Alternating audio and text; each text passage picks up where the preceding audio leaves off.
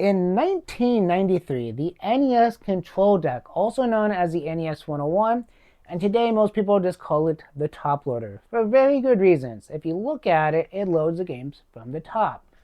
Makes plenty of sense. So this console came out with the price tag of $49.95. Back then, D.T.V 83 had the original NES, also known as the VCR.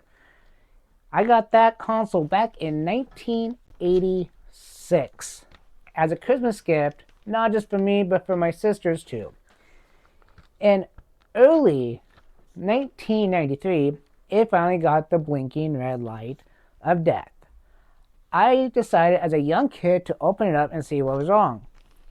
Me not knowing how to fix consoles back then couldn't tell the difference between a lockout chip and a standard chip. So I saved my money up, went to the local Toys R Us, and bought the NES 101. Unfortunately, this NES 101 is not my original one. And because it's not my original one, I'm kicking myself for it because I sold it way back when I was a young teenager because I wanted to buy a Super Nintendo. But the difference between this NES 101 and the one I had was the output. So the flaw of the NES 101 is that 99% of them have RF out only. Mine, when I bought mine, late 1993, guess what? It had the AV out. And I thought the picture looked fantastic. Well, of course, it was AV out, not RF. So the downside of the ones with the RF that I found out later on was gel bars. So if you plug this thing in with the RF into your TV, if your TV still has it, you'll get vertical gel bars like this. And even though it's there, it is playable. And it irritates the eyes. At least for me it does. Do I want to modify my NES top loader? Absolutely. But I don't want RGB. I want HDMI. And those kits are getting harder and harder to find. RGB is still pretty easy to find. But for me personally, I would have to send that in to somebody that can mod systems. I only trust one modder on the system. And you know who that is? The god of modding all systems. So this system itself was also discontinued in September 25th, 2003. The controller it came with was the dog bone controller, as you see here on the screen. The downside to this console, besides the gel bars, the RF out, would be it came with no video game. So if this was your very first Nintendo as a kid, because your parents didn't want to buy you a Super Nintendo, you will realize that they would also have to buy a game for it. And that really sucked. But someone like me that had lots of different games for the NES because I had the original VCR version, it wasn't too bad. Now let's move on to the Super Nintendo. So now let's talk about the SNES 101, also known as the Super Nintendo Junior. In some countries, even the Mini and the Super Control Deck. This system had a short lifespan of 60 years, from 1997 to 2003. The system was priced at $54.99. It came with Super Mario World 2 Yoshi's Island. Unfortunately, D.T.V 83 only has the Japanese version of that, as you can see in the system. This system is known for its perfect design one chip, even though the flaw of this system is no RGB. People for years was trying to find the one chip Super Nintendo before the Junior came out, because that was the holy grail at the time. But when the one chip SNES Junior came out and was modded, people realized that the Super Nintendo Junior was the best one chip ever on the market. For me, it wasn't about the one chip. I bought this system because of my brother, God rest his soul. He had a friend that worked for Nintendo in Renton, Washington. In 1996, my brother's friend brought the Super Nintendo Junior to his house. Now, the Super Nintendo Junior did not come out to public until 1997. The one my brother had in his house had a different color scheme buttons on the controller, had not only the multi-port out, but an RF out and a data port out. Yes, it was a prototype, and I got to play on a prototype. It was the only prototype Nintendo system I've ever played on. And so for me having this in my house, even though it's not that prototype, it means more to me to see it. It reminds me of my brother, and it's very important to me just to see the Super Nintendo Jr. once again. I will never get rid of the Super Nintendo Jr. Some of the other consoles maybe, but this one is staying with me until the day I die. Next up, let's talk about the Wii Mini. The Wii Mini came out in Canada March 27th, 2013. That same year, November 17th, it finally came out in America with a whopping price tag of $99.99. It was discontinued in November 13th, 2017. Another second generation console that didn't have a very long lifespan.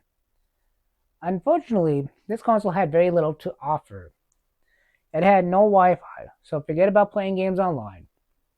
It had no GameCube compatibility, so there's no GameCube allowed at all. Those two things made this system pretty much worthless. The only pro to this system is that the games will never get stuck inside, because instead of having a mechanism sucking in the disc and taking them out, it's top loading like this.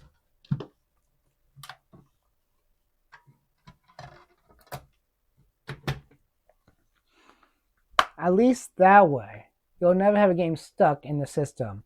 And if you're curious, it was Mario Kart Wii that I put in there.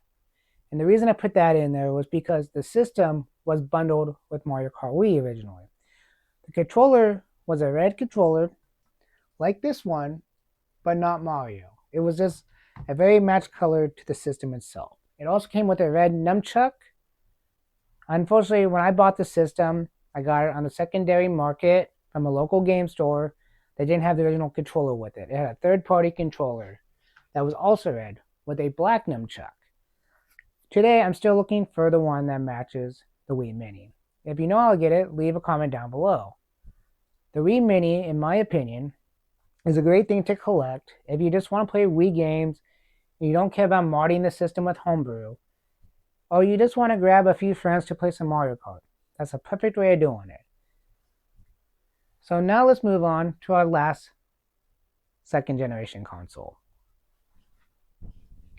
The Switch Lite. Yes, I'm including the Switch Lite. This is the second revision of the Switch, and that is what this video is about, is the second revisions of the consoles. The Switch Lite came out September 20th, 2019.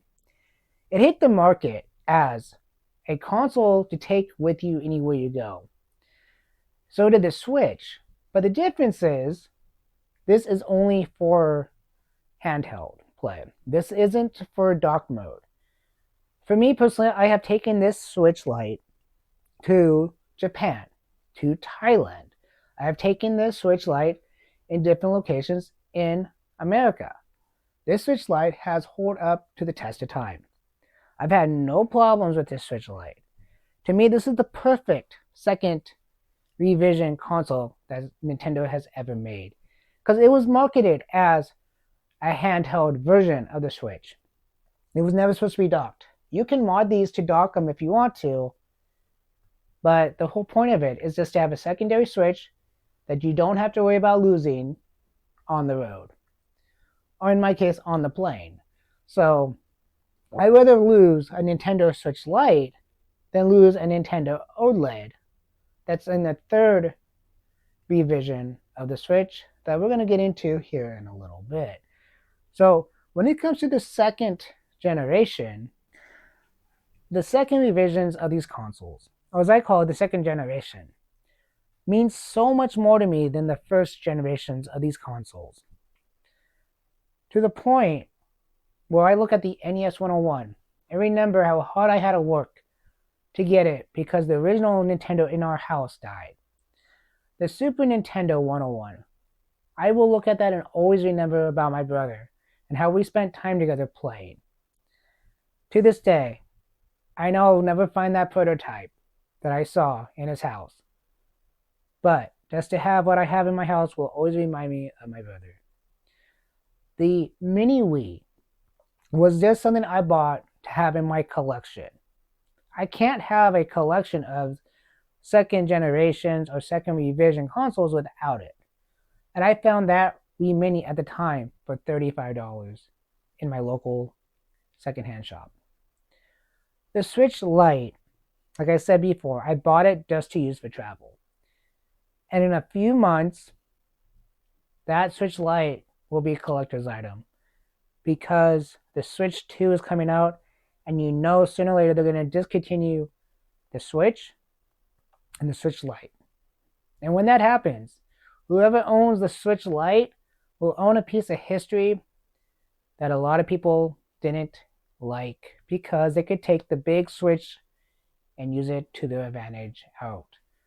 But for me, having a Switch Lite was easy to travel with, and it was worth the time and money to buy.